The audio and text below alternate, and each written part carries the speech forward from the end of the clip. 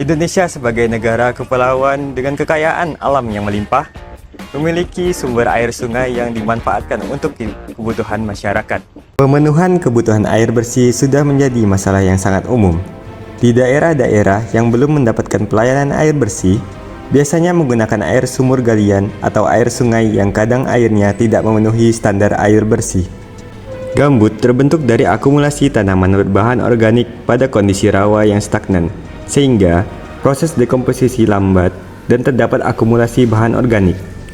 Keasaman air yang tinggi dapat merusak gigi, sementara tingginya kandungan organik dari air gambut dapat menyebabkan air menjadi bau. Akibat lainnya, apabila digunakan untuk mencuci, maka air gambut yang mengandung tanin dapat meninggalkan noda kecoklatan atau kekuningan pada pakaian, terutama pada kain berwarna terang atau putih. Hal ini menyebabkan pakaian terlihat kusam atau kotor meskipun sudah dicuci. Melihat pentingnya air yang digunakan untuk memenuhi kebutuhan hidup manusia, tentu perlu dilakukannya penjernihan air supaya air bisa layak untuk digunakan. Sudah banyak kebijakan yang dibuat oleh pemerintah untuk mengatasi permasalahan ini. Sekarang, saatnya untuk kita berkontribusi terhadap permasalahan ini. Lantas, bagaimana cara mengatasi masalahnya? Ada beberapa cara yang bisa dilakukan untuk mengatasi pencemaran air. Salah satunya dengan menggunakan metode penjernihan air.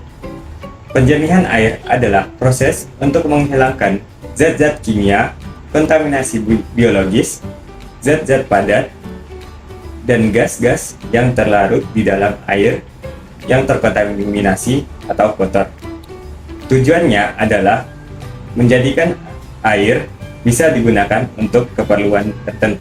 Pada video ini akan dijelaskan bagaimana cara membuat penjernihan air secara sederhana, sehingga teman-teman bisa mempraktekkannya di rumahnya masing-masing. Jadi, silahkan simak video ini. Untuk alat dan bahan yang diperlukan, yakni sampel air, kapas, kerikil, arang, pasir, tisu, batu, pisau, dan botol ukuran 2 liter. Nah, bahan-bahannya akan kita susun secara berlapis-lapis, dimulai dari kapas, tisu, kerikil, batu, pasir, arang, pasir, dan tisu yang digunakan untuk membuat filter air yang efektif. Pertama-tama, potong botol 2/3 bagian. Nah, bagian yang ada tutup botolnya digunakan sebagai tempat instrumen penjernihan air dan bagian wadahnya sebagai hasil penjernihan air. Selanjutnya, masukkan kapas sebanyak 5 lembar hingga menutupi lubang botol.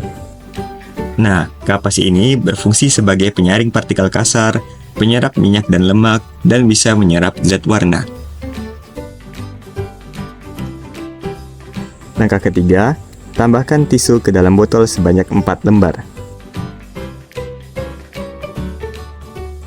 Langkah keempat, tambahkan kerikil hingga merata setinggi kira-kira 2 cm.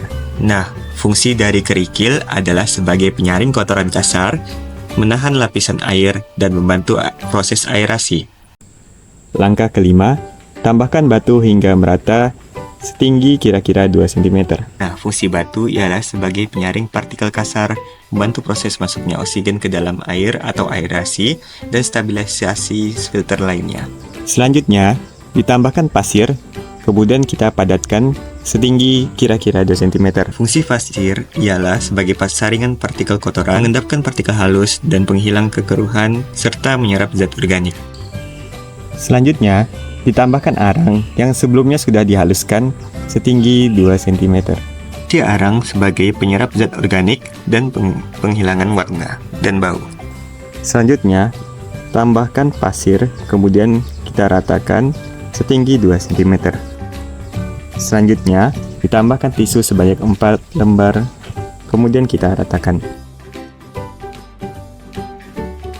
Selanjutnya, kita rakit dan kita uji coba instrumennya.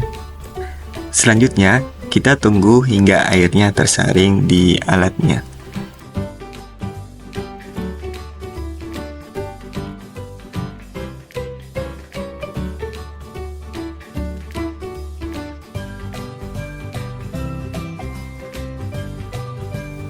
Berikut ini hasil penjernihan air.